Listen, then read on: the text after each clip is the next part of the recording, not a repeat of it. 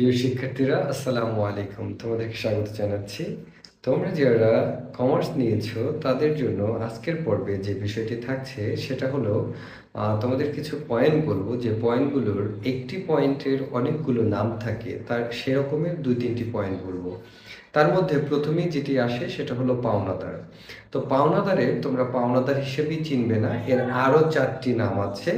পাওনাদারের আরেকটি খুব গুরুত্বপূর্ণ এবং কমন নাম হলো প্রদেয় হিসাব। পাওনাদারের আরেকটি নাম হলো প্রদেয় হিসাব। আরও একটি নাম আছে পাওনাদারের, যার নাম হলো দেনা। দেনা শব্দটা দ্বারা তোমরা দেনাদারকে বুঝবে না, দেনা দ্বারা বোঝাচ্ছে পাওনাদারকে।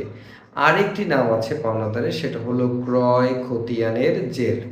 ক্রয় খতিয়ানের জেরও কিন্তু পাওনাদার। তার মানে আমরা 4টা নাম পেলাম পাওনাদারের। এবার চলে আসো দেনাদারের। দেনাদারেরও 4টা নাম হবে। কি কি হবে? তাহলে দেনাদার একটা, 2 নম্বরে প্রাপ্য হিসাব, 3 নম্বরে পাওনা এবং 4 নম্বরে বিক্রয় খতিয়ানের জের। নিশ্চয়ই তোমরা বন্ধুরা দেনাদারের 4টি নাম এবং পাওনাদারের 4টি নাম শিখলে।